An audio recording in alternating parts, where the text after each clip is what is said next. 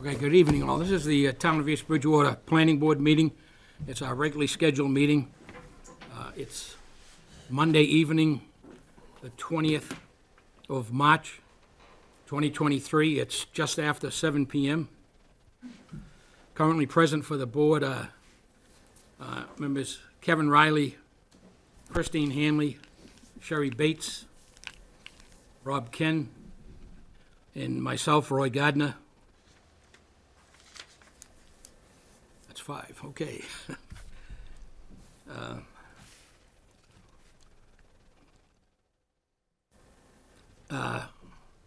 We'll get back to the minutes in a little bit, but let's get to Dottie Fulgenetti from OCPC, who's going to be helping us with the rollout of the MBTA Community Zoning Project, is here with us tonight. So we did have a discussion with her at our track meeting, our last track meeting, but let's have a discussion among the board as well as with Dottie.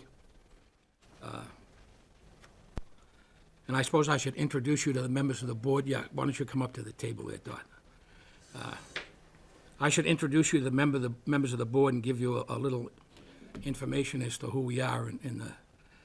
So, obviously, we talked several times already. I'm the 42-year member of the board, I believe it's now. I've lost track a little bit, but it's 4 decades anyway. Kevin Riley, who's our vice chairman, is an attorney. He's been on our board now. I think this is his 3rd full year, if I remember correctly.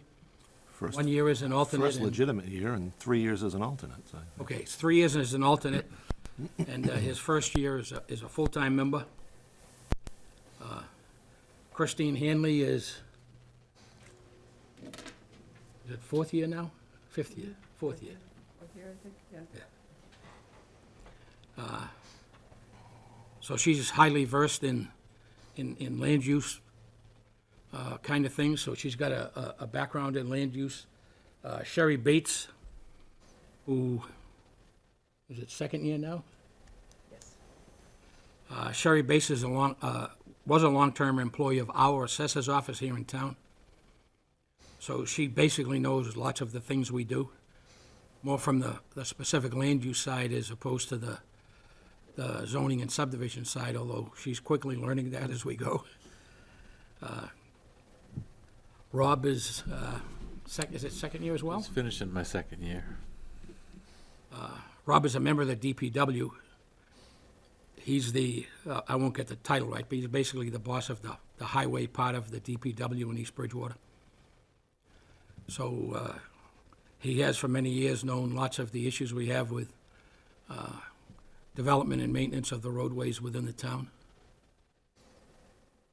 So pretty much everyone at the table right now, of these 5 members, have a pretty good background in land use in one way or another.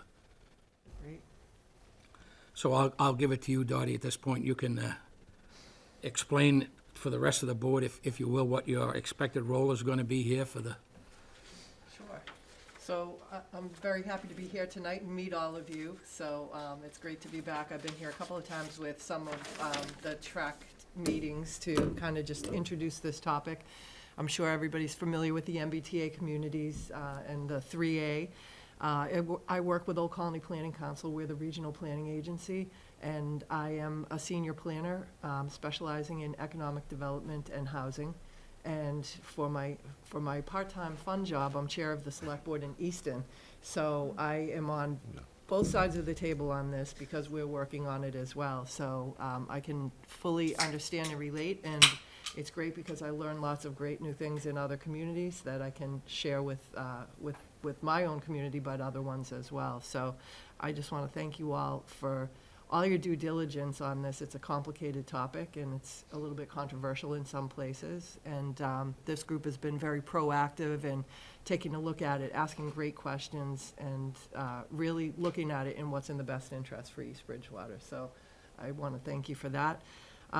Section 3A, I just took these notes. An MBTA community shall have a zoning ordinance or bylaw that provides for at least one district of reasonable size in which multifamily housing is permitted as of right provided, however, that such multifamily housing shall be without age restrictions and shall be suitable for families with children. For the purposes of this section, a district of reasonable size shall be one that has a minimum gross density of 15 units per acre, subject to any further limitations imposed by Section 40 or Chapter 131 and Title 5 of the State Environmental Code, established pursuant to Section 13 of Chapter 21A, and be located not more than 0.5 miles from a commuter rail station, subway station, ferry terminal, or bus station, if applicable. An MBTA community that fails to comply with this section shall not be eligible for funds from the Housing Choice Initiative, the Local Capital Projects Fund, or the Mass Works Infrastructure Program. So not every MBTA community has a train station or a bus station or those that were mentioned before, and those adjacent communities are all still subject to the MBTA guidelines. So in this case, you are an adjacent community, and everything else fits what you have to do. So for East Bridgewater, you have 5,211 2020 housing units, and the minimum that they want you to zone for is 750 units. And this is just the zoning. It doesn't have to be built. It doesn't supersede wetlands, or if you were to zone it over a brownfield or to zone it over an existing neighborhood. It doesn't mean that that's gonna be built right then. It just means it's by right. And, you know, if there was an area that was ripe for redevelopment, is a good place to put it. But also, as the planning board, you know, you'll be thinking about what makes the most sense of where to put the housing that's close to different amenities or shopping or roads, you know, main streets, things like that. So we met a couple of times and looked at the big map to look at a couple of areas, and the downtown was one that was to be explored, and then up at the top of the community, up north, there's a section there as well where there's other housing that looks like it's an appropriate area. So my job is to take the data that's in the sections that the town says, let's look at these, how does that look? There's a compliance module that is a spreadsheet, and we'll put when you go into the GIS, you designate the areas, pull out the attributes table, put them in this tool, and then Roy and I will be working on filling in the zoning information for the different areas, and then the tool is gonna say, this works or this doesn't work. So some of the things that might happen is you might look and say, what happens if the setback is a certain amount by our current bylaw? What happens if we change that? Does that bring us into compliance? So it's a little bit of, let's try this, let's try that, depending on what the areas that you're looking at. Some communities, it might be, they might want 5-story buildings, you know, and then if you do that, you look at how does that affect all these numbers. And if you say, we're never gonna do 5-story buildings, we're only gonna do 2-story buildings, then what else do you need to change? So it's a little bit of massaging the data to get to where you would find the compliance, and that's where I come in with the back and forth on that. Part of also the contract that we have is to come to these public meetings, try to answer questions. I won't be able to answer all the questions because a lot of this is still in process, but I'll capture them, bring them back, and get the answers back out to you. So. Thank you, Dottie. Any members of the board here have questions they want to entertain at this point? I think we could look at the rough outline at this point of the two areas we think would best fit the intent here, if we could. Do we have 3, Roy? What's that? I say 3 or 2? 2. Right now, there's 2. So the Hanson area dropped out? For several different reasons, it looks like it's not needed right now, with the amount of acreage we can put together with the other 2.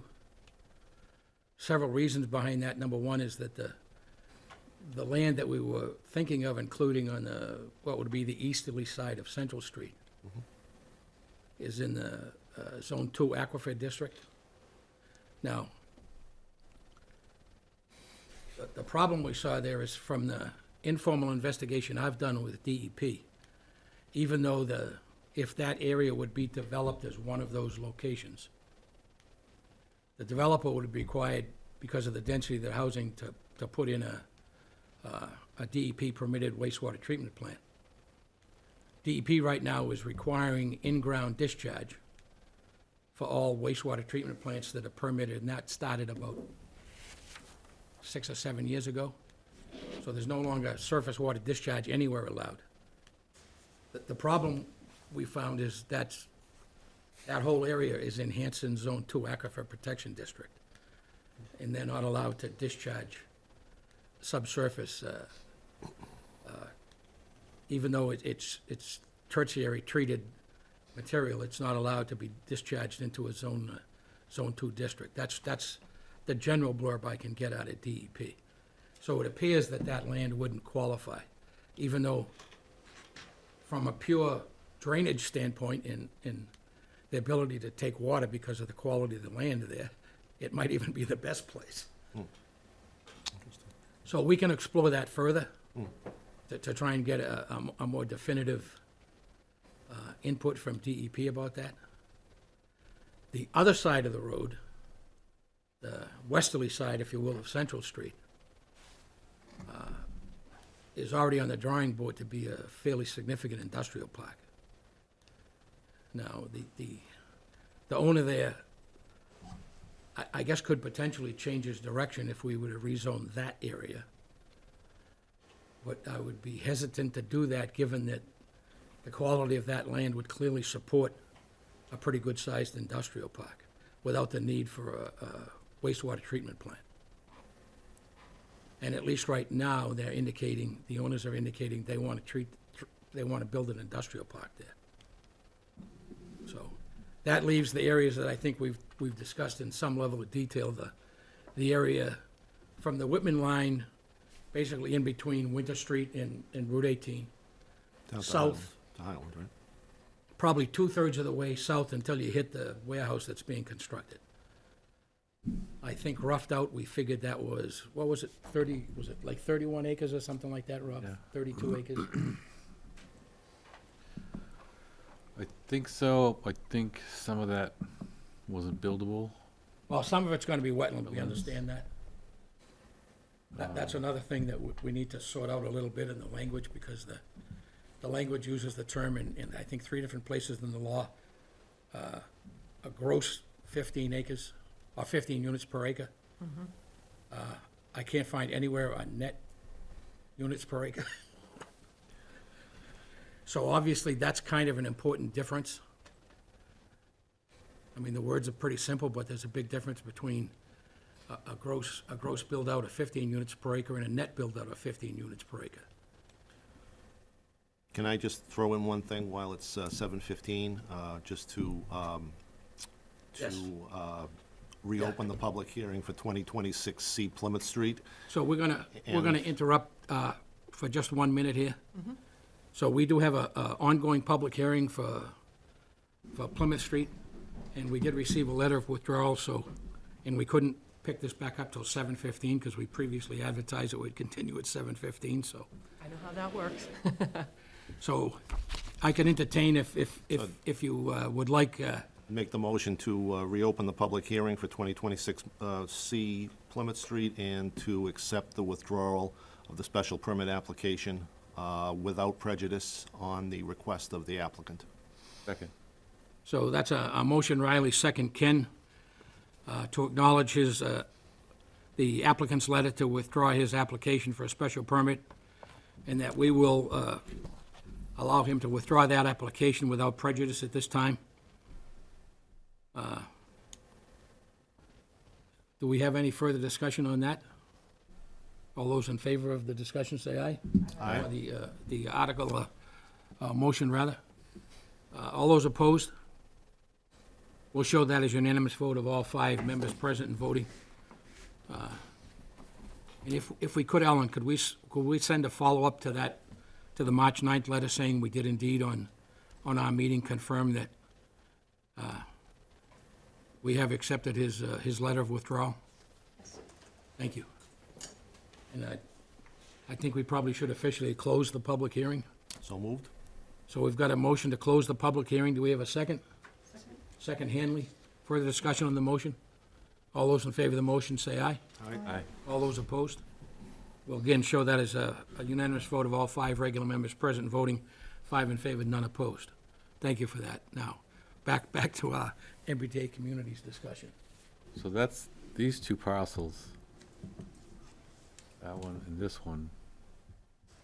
It's 3.9 million square feet, which is about 90 acres.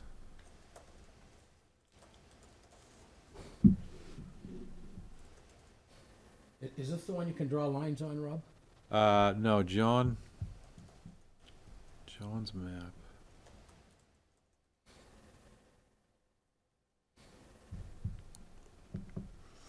It's right here. Okay. So we did that. So that, this is the northernmost area, the area that's up at the Whitman line, the area basically that's in the red hashes. That's roughly the area that we would consider zoning. Now, one of the, and it would be an overlay district, but one of the things we have to sort out is, within the overlay district, are we gonna create a buffer zone within that overlay district? Are we gonna simply move the overlay district away from the residential property? Now, if we were to move the zoning district away from the residential property line, that creates some difficulty with land that's kind of stuck in limbo at that point. So my thought would be that we build the zoning district line right on the back of the residential property lines, but require for lack of a better term, a no-touch zone of some feet between the residences and what would be the high-density use, to create some kind of buffer zone in between the single-family homes and the multifamily homes. Now, that falls directly out of planning, because planning says you should never have two districts that are significantly different from each other, directly abutting each other without some kind of buffer zone in between. So my thought would be on that whole western line, there would be some kind of a buffer zone built into to create some open space, if you will, which could be part of the multifamily common open land, or whatever you want to call that. So that's the first area, and we're still working on fine-tuning that. When we have it a little bit more fine-tuned, we'll make sure that the board sees it pretty much as soon as we see it.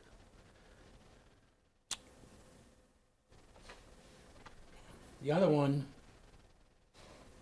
is basically the south side of the downtown area, in an area from Route 18 to Spring Street, down to the big pond that's about 1,000 feet off of Route 106, about 1,000 feet off of West Street. My thought on that is that we need to create a line that's roughly 400 feet off of Route 18, somewhere in that area, to protect the business zone on Route 18 from CVS down to the end of the existing shopping center, to protect the business value of that property long-term, since that's really the only significant business property that we have with any depth to it right now. If we were to zone all the way out to the center of Route 18, it could take all of that stuff away. Now, both of those areas would require some kind of wastewater treatment. Now, the northern area, obviously, or maybe not so obviously to everyone, but we already have that connection coming in from Brockton. So that would cover most of that northern area, if not the whole northern area. The downtown area, we have our own treatment plant, but I'm not sure the capacity of that plant could handle 200 or 250 residential units. I mean, that would be a calculation we'd have to work on. If it couldn't, then the way the law is written, it's the developer's responsibility to meet all the requirements of all of the other pieces of the law.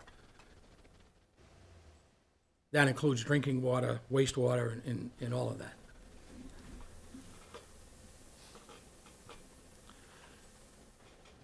Dottie, I understand that this is somewhat, as you said, a kind of a work in progress. It seems to me that communities can kind of go in one of three directions maybe with this. Those communities that, would be rezoning with the specific intention, and yeah, we want to see this built. We want to see this built out. Second one, I don't want to do this at all.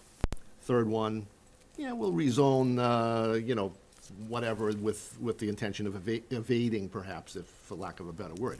What are you finding, so far in terms of, are communities sort of falling into line with this? Are many of them looking to actually develop in compliance with this law, or more to simply rezone for maybe someday in the far distant future?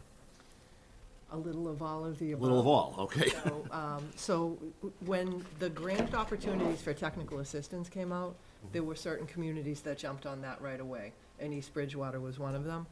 I look at those as, those are the proactive ones that say, we want to get ahead of this, we want to take the control over it, and we want to do something that makes sense for our community. And look at, these are communities that are already doing work to create the right kind of housing that their community needs. And they're looking at it like, at some point, our community is going to grow. We want to say where we want this to happen, and realizing it's not going to happen overnight. And so those are the ones that really are trying to plan appropriately to put it in the right place, not to kick the can down the road. So in 30, 40, 50 more years, the planning board is like, what were those people thinking about when they did this, right? Because we all kind of look back on things in our own communities and say, what were they thinking, So that's that level. While that was happening, there was another level that was saying, absolutely not, we're not even going to look at it. But as this changes and as they hear more about it, they're starting to say, another round of technical assistance came out as a result of that, because there are a bunch of communities saying, well, we do want to explore it, but now there's no technical assistance available. So they opened that back up. So now that's another layer that's kind of had to sit on it a little while and think about it. And then there's going to be some that are flat out not going to do it. And there's going to be a lot of repercussions. There was something from the Attorney General's office that just came out last week or the week before. This makes it sound like, and I've been to some communities and presented, and they're like, sounds great, we're not doing it. We don't get Mass Works grants anyway, we don't care. There's going to be more. Something more than that as There'll be more repercussions towards it. And, taking money away from the housing authorities, if you've seen the Globe articles, that was something that came out, which seems very counterintuitive, right? We're talking about building housing, and so you're going to penalize the housing authorities. It's just going to come from different areas, and it's going to be hard. And communities can fight it in court and spend a long time fighting it, or they can, I think that's kind of just a community decision, because at the end of all of this, it's got to get passed at town meeting. And so the community is really going to have a lot of input into this. So I think from my community, putting together a task force like you have with the track team, that's exactly what we did, is we had all of the committee sit down, look at this, get the perspective, get it moving forward, so we have enough time to socialize this with the residents, hear their input. Is this the place that you think is good? And really get some community understanding, because the worst thing is to get to town meeting on the night when no one's ever heard of this before and try to talk about a complicated zoning issue. You want people to, at least be a little bit familiar with that before then. And, the other challenge that I see here is obviously East Bridgewater has nothing in the way of public transportation. It's not close to anything in the way of public transportation. I think we talked the last time that, what were we saying, that the closest thing was in Brockton, where Roy was, Campello Station. yeah. Fellow was slightly closer than the downtown station. Yeah. So, the challenges of that, the idea behind this, if I'm correct, is to say, we're obviously promoting folks, taking public transportation, keeping cars off the road, and so on.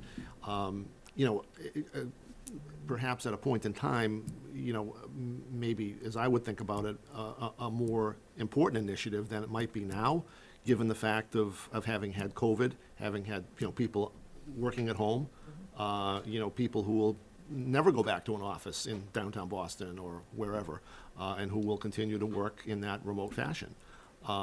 So, you know, it strikes me that you know, East Bridgewater is, you know, kind of in a, I'm sure not a unique position, but, you know, one where it's hard to envision how this would help people with what the goal is. Right. Because, as we were saying, you know, last time, you're in a situation where wherever it is, you're gonna have to drive somewhere to get to a public transit and then, you know, go from there. Right.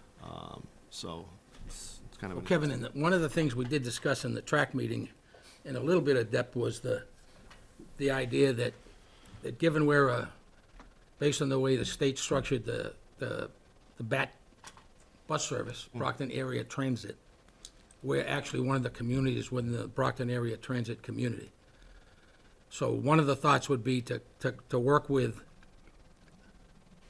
the Brockton Area Transit community, so at such time that we did end up, especially on the north section, with multifamily housing, that we see if we could work with Brockton and add that northern area, and maybe even all the way down to Compass Medical Center, to a regular Brockton Area Transit bus route that runs maybe once an hour, once a half, whatever.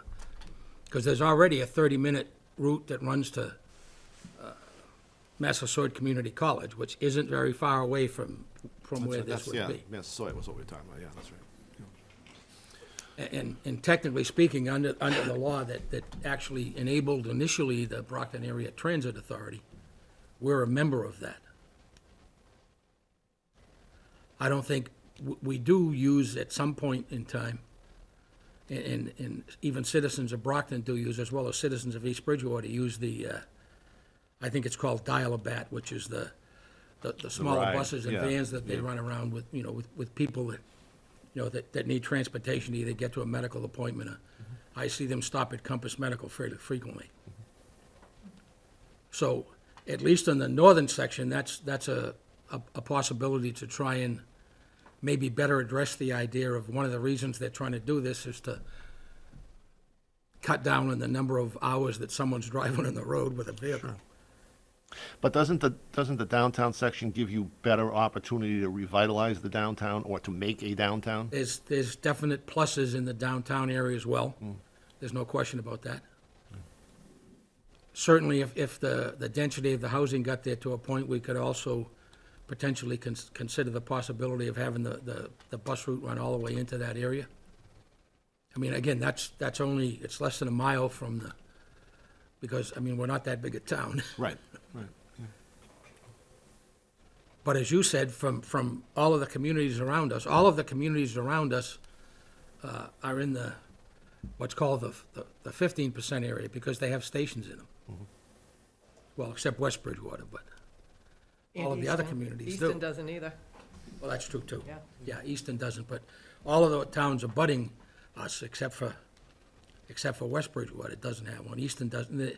And when you really look at them, there isn't that many that don't have a station, especially if you look at where the expanded stations are that are gonna be opening either this year or next year. So there's an awful lot of moving pieces here that we need to try and factor in. And I think as Dottie hinted, one of the big ones is we need to go to town meeting with a zoning bylaw change. So it's gonna be important, once we get to a point where we're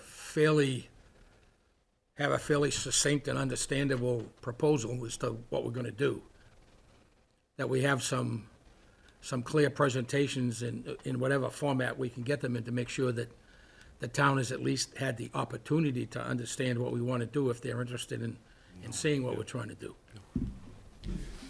So we would bring an article to town meeting, the planning board would, and the town votes on it. What, is that a majority vote, or do you know, 2/3? So, the way it's currently worded, I read, it's still a standard 2/3 vote. It isn't one of those ones that gets a 50% vote. So is there any concern with putting the overlay district over existing housing? You know, seeing as how we don't have huge numbers at town meeting, you know, we're generally below 100 from all I can, you know. if you put it over the existing housing and the people there don't want it, they're gonna come to town meeting. You know what I mean? Has there been any kind of concern So or that's- thought that's- about that? That's part of the diplomacy side of this. How do you want to try and structure based on, and you're absolutely right at town meeting. At town meeting, when there's an article that some group of people don't want, if just that group of people shows up, that's usually enough to defeat it. Because we have typically have relatively small turnouts at town meetings, somewhere between 100 and 150 people. Which is a scary thought in a town this size, but that's the reality of life. We're a town meeting town. So, one of the things in drawing this, again, is my view is we need to try and meet the requirements of the state law, that piece of the zoning act, while not making an area that looks like it egregiously interferes with existing housing, because you can be certain they're all going to show up at town meeting. And I can speak to how that works when we did a new master plan in 1986 and 7. We had a significant number of zoning proposal changes, which we tried to integrate into our annual town meeting. And it just took two groups of people, and there wasn't that many people to keep us from adopting almost every one of those zoning changes. So we took a different tact and set up a special town meeting about 6 months later that only addressed the zoning changes that were recommended out of the master plan, which OCPC helped us with, by the way. And that was pretty successful at that point. So that's another thing we want to think about, since I think in all probability this might be just one article. It could potentially be two, one for each district, with the same use requirements, but do the districts separately to avoid getting maybe a small group from each of the districts that didn't like it and voting together against both of them, although that might happen anyway. But before we get to that level, we need to try and do our best to put a palatable proposal together and then come up with the rationale why that fits this town. Right. I mean, I can say why it fits this town. There's 300 and some odd towns in Massachusetts. Of towns anywhere near our population, we're nearly at the bottom of the list in terms of multifamily housing. To me, that's not acceptable. We've tried several different things at town meetings in the past. They haven't been real successful. We did manage to get an over 55 overlay bylaw passed after one or two tries, which basically changed the outlook at the time for seniors, which I think was extremely, let's say, progressive at that point. 4 to 5, you could get 4 to 5 units, small individual houses. We were very careful to structure it so that it wouldn't lend itself to multinational, national corporations coming in and renting out the houses and charging some serious fee for the land and for the use. They're all independently owned by each. The problem with that is that because of the marketplace, because of where so many people my age are now looking to downsize, those are some of the most expensive houses in terms of cost per square foot in Massachusetts, not just in East Bridgewater, in the state. I mean, most of those houses are only 1,900 to 1,200 square feet. Most of them average out in the range of 1,000. They're selling for over $400,000 each.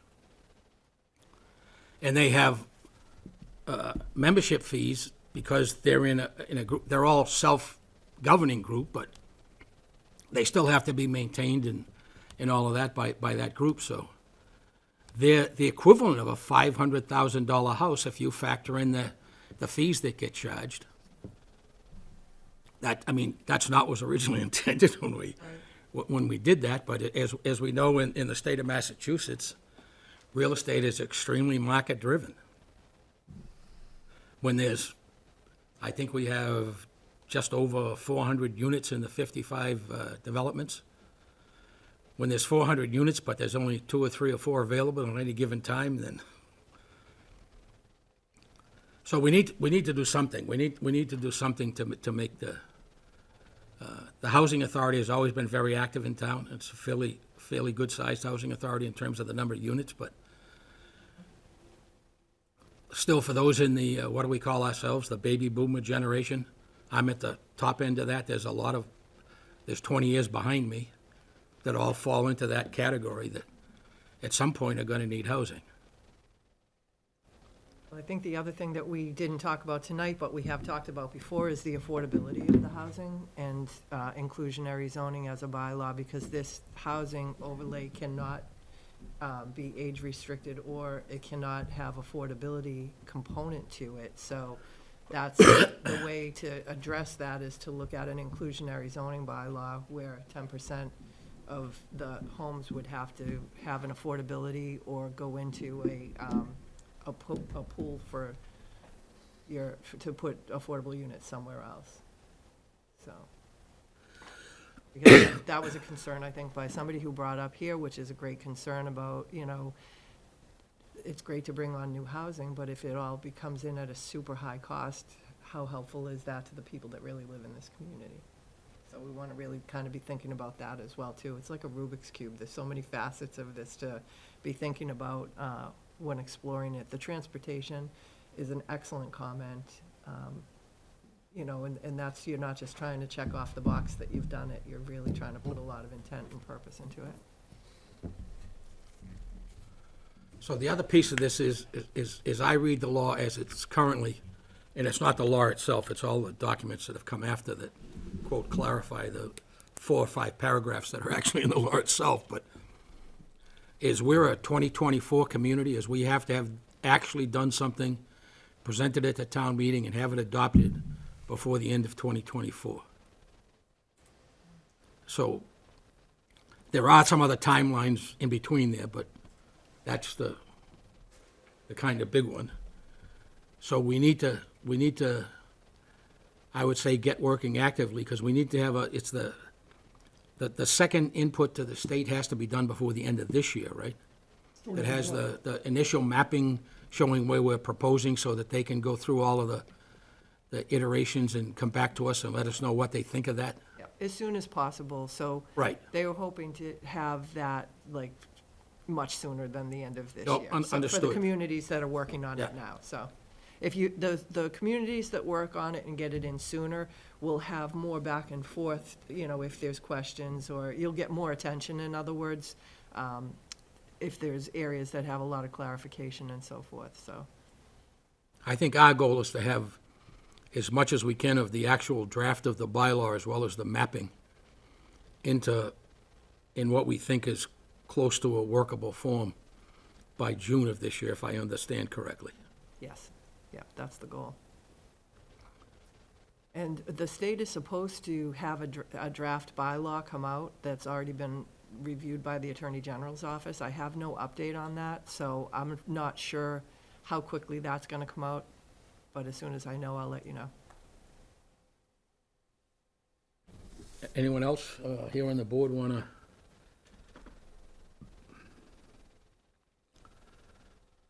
So I want to ask and I'm going to apologize because I don't remember your name, but we have a woman sitting in our audience who has pulled papers to run for planning board. So just, could you, for the rest of the board's benefit, can you, why don't you go up and sit up at the table too, and give us your name quickly if you would? Sure. My name's Rachel Tedesco, and I am retired and a resident of East Bridgewater, but I have, and I had a career most recently in ministry, I'll admit that. But before then, I worked for the city of Brockton for 8 years in the 70s under Mayor Crosby in the planning department. And then after that, I got kicked upstairs to SERPED, the Southeast Regional Planning and Economic Development District.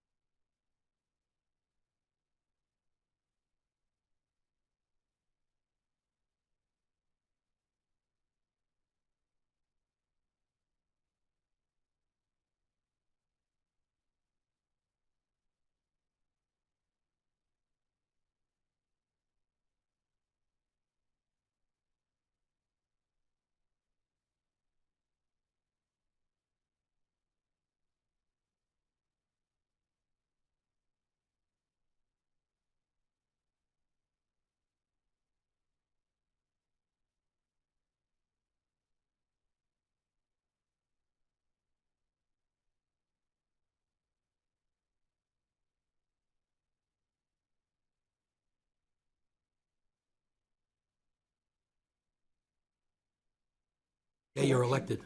After the day I'm elected? Yes. Okay, May 24th. Well, officially, the first day you can get to the town clerk's office and get sworn in officially, Okay, but technically, the day you're elected, you could theoretically get sworn in by the town clerk. okay. So I'm here just to observe and to learn, okay? So not to embarrass you, but have you managed to get your signatures yet? Oh, yeah, I turn them in, Okay. yep. So do you have any questions, comments, any feedback on what you've heard so far? No, I understand the shortage of both elderly and family units and the pressures against having them come into the community because people don't like to see growth, period. They don't like to see new people coming in.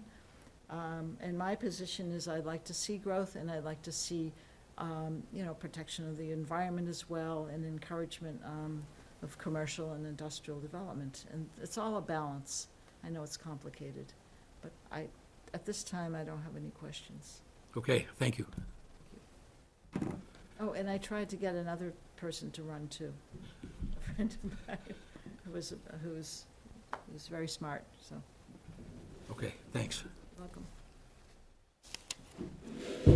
Okay, so, anyone else have anything for Dottie? Or Dottie, you have anything further you want to offer to us? We're gonna I had a very busy last 4 or 5 days since we've had our track meeting, so I do intend to get back to you. I've got a whole bunch of bullets written down with some suggestions that we eventually need to at least get into a first draft of a zoning bylaw. I keep looking at the state website to see if there's a draft zoning bylaw yet.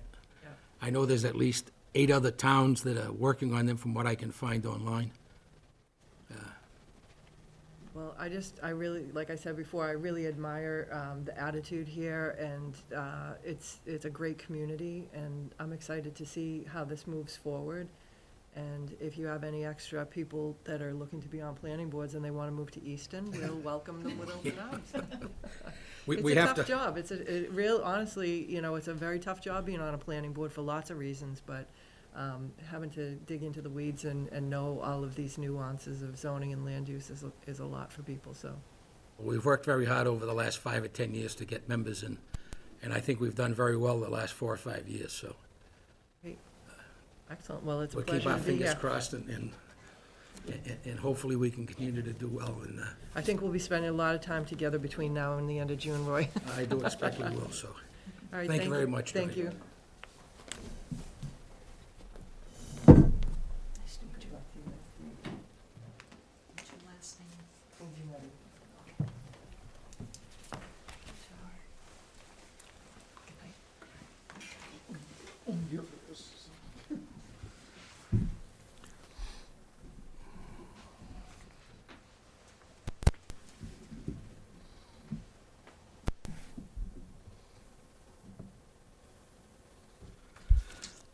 So the next specific item down, why don't we do the minutes of March 6th while we jump back to that and get that done, so I get that out of the way.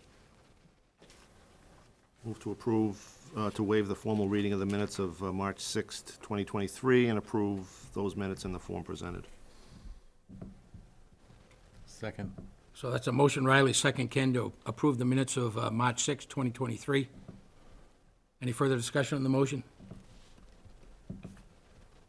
All those in favor of the motion say aye. Aye. All those opposed? We'll show that as unanimous vote of all 5 regular members present and voting. So the next item on the agenda is the OPC, OCPC, Old Colony Planning Council. They're also, in terms of studies that they're helping communities with, is they've started a study of the Route 18 corridor in the town of Bridgewater and East Bridgewater. I think one of the things to keep in mind is a kind of a follow-up to the recent reconstruction of Route 18. For better or for worse, the majority of Route 18 in those areas that the state felt, let's say it would be less intrusive and difficult to redevelop. They've redeveloped, and they've now actually passed our center down and are now down to Route 106. at the intersection down at the, I'm gonna say what used to be the Joppa Grill. A lot of us know what that is. I guess a lot of younger people don't, but they're trying to get some more feedback, because I think they really would like to know what to do between Route 14 and Whitman and the center of town.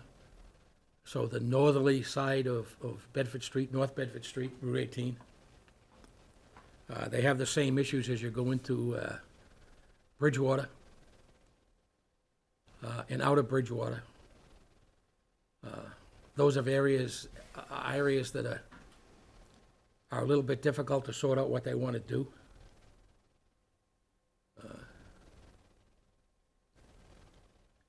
I think a lot of people asked when we realized that they were going to skip that section of Route 18 from the Whitman line to the center of town, why they were going to do that. And I think part of the problem there is that the two intersections, the two main intersections with traffic lights, the one at Highland Street and North Bedford Street, and then the one here at the center of town, even using current planning standards and some of the various things you could do under current planning standards, nothing really fixes either one of those very well. On the Highland Street one, they need to do a significant land taking, except all that land has something on it.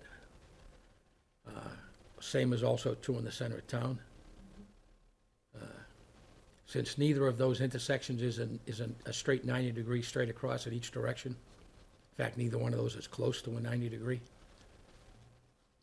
The one in the center of town is actually six-piece intersection, which is almost impossible to do anything with, but there were some suggestions many years ago to bring Spring Street and connect it to Route 18 south of Carriage Crossing, and try and get the northerly end of Spring Street to be just a local street and not have it intersect with Route 18 in the center, but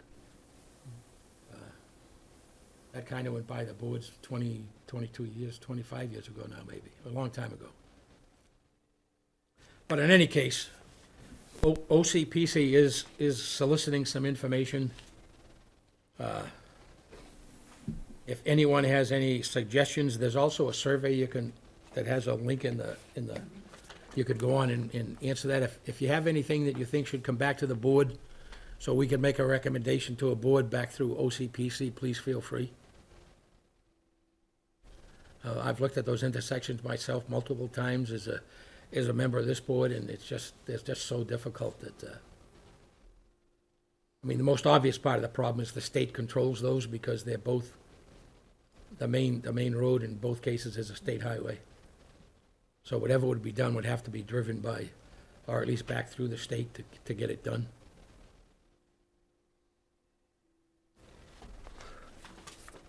If anybody has any other questions or comments on that, feel free. All right, next item then is we have a Form A for 686 Elm Street. This is a piece of land.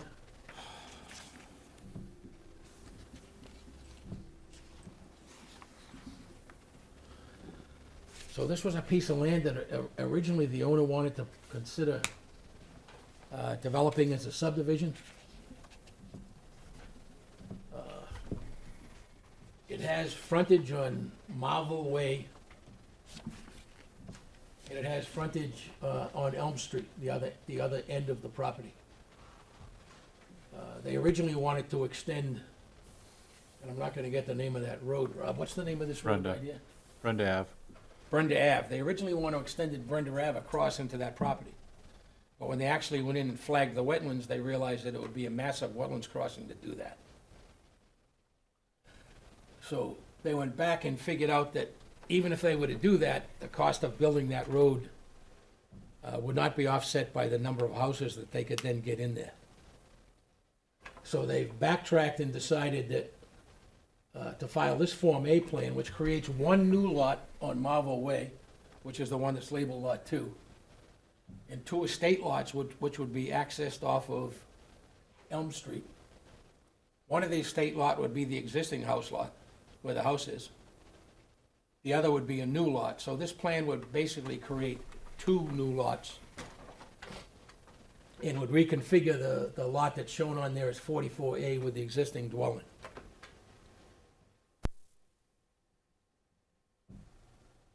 So although there is 6-point-something acres of land in total there, there's no real easy way to develop it as a subdivision if you can't come in from the bottom side. So what they filed with us is a Form A plan, which creates two estate lots. It meets all of the 14 specific requirements in the zoning bylaw for an estate lot. The parcel has been in common ownership since prior to 1977. It actually goes back into the 60s.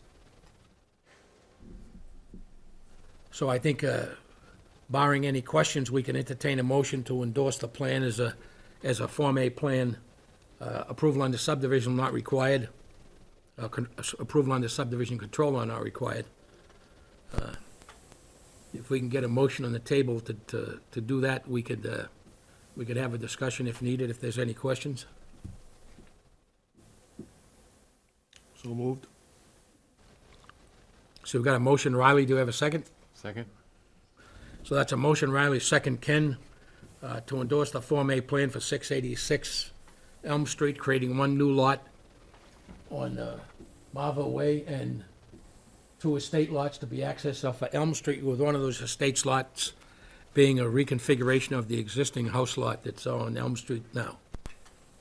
Or, to be clear, two new house lots. Any discussion, questions? All right, given no discussion, all those in favor of the motion say aye. Aye. All those opposed? And we'll show that as unanimous vote of all 5 regular members present and voting.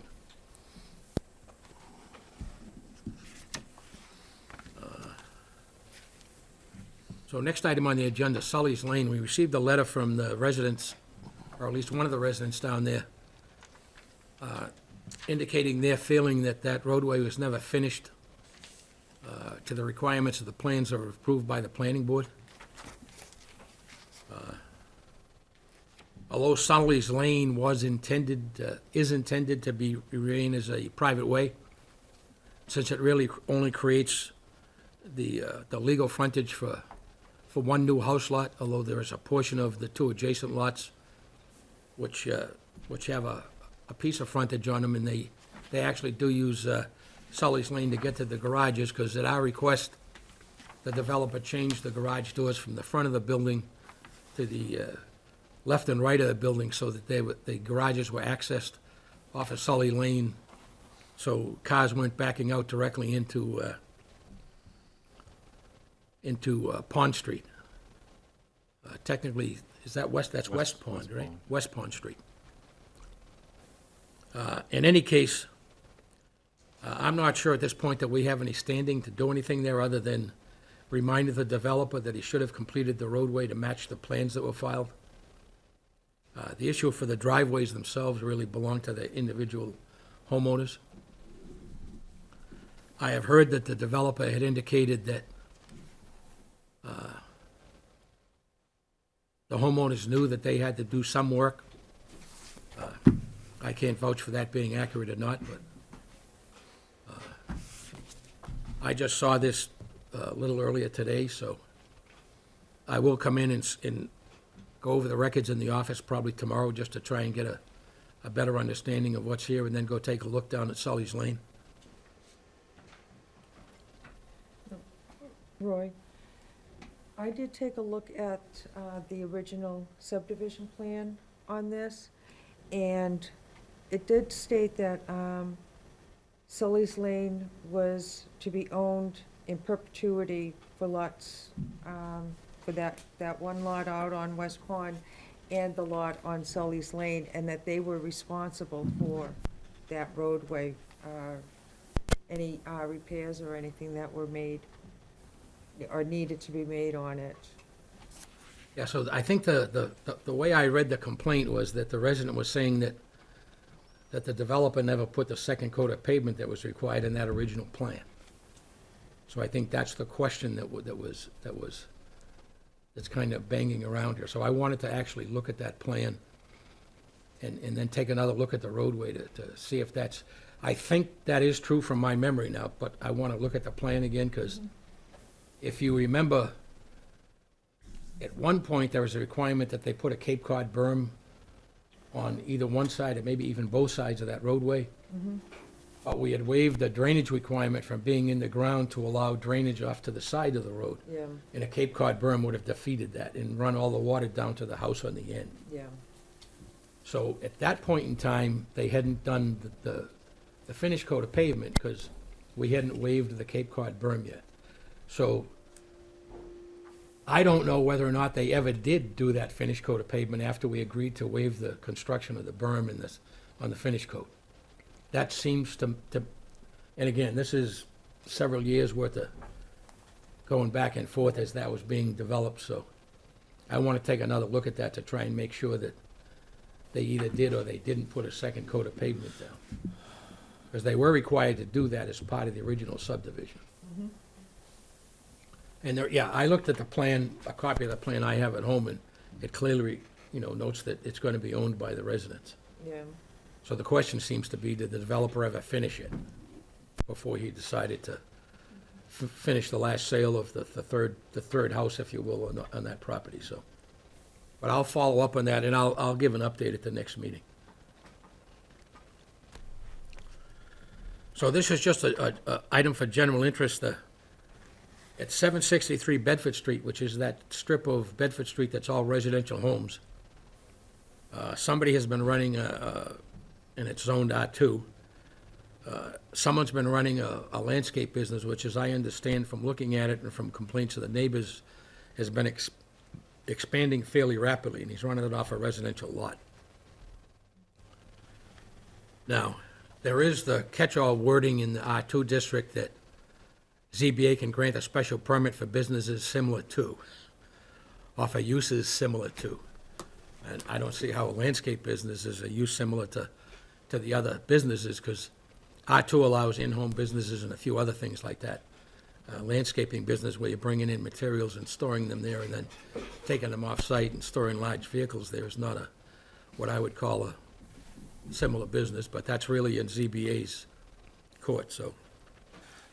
Has that kind of always been the custom here, Roy? When I saw this, I was kind of thinking to myself, well, gee, we've had a number of special permit uses come before us, and, it seems that you've got,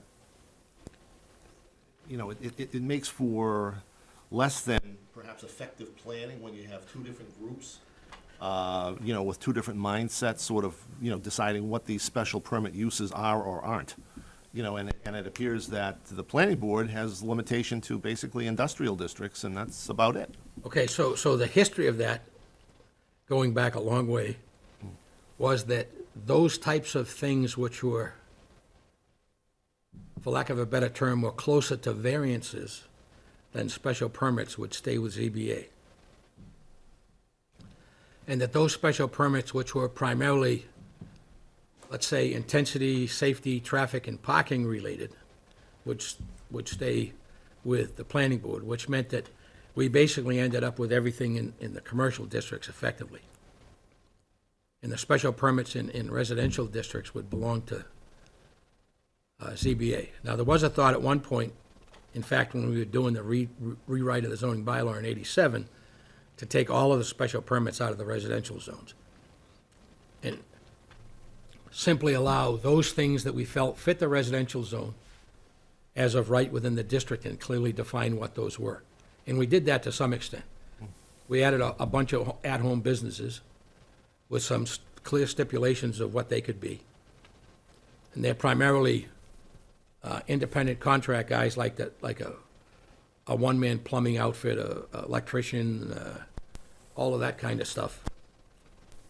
And a few others which could reasonably run from a home with a garage. It wasn't intended to be major traffic conducting business and things like that with heavy equipment and bringing a lot of material on the site and basically using that as a storage area, which they're actually doing currently at 763 Bedford Street. So that's just for the knowledge of all of the members. I'm probably going to go to that meeting. That's coming up in the ZBA meeting. Is that this week, actually? Is it Wednesday night? Beginning of April, first Wednesday in Oh, April. you're right. It's their first meeting in April, or their meeting in April. Are they only meeting once a month now? Yes, Okay, first Wednesday of every month. okay. So that's the last item we have for tonight, so. If we don't have anything else, I think we can entertain a motion to adjourn. Motion to adjourn. Second. So we have a motion, Ken, second Riley, to adjourn at 8:04 PM. Any further discussion on the motion? All those in favor of the motion, say aye. Aye. All those opposed? We'll show that as unanimous vote of all 5 regular members present and voting, 5 in favor, none opposed. Thank you all, and we'll see you at the next meeting.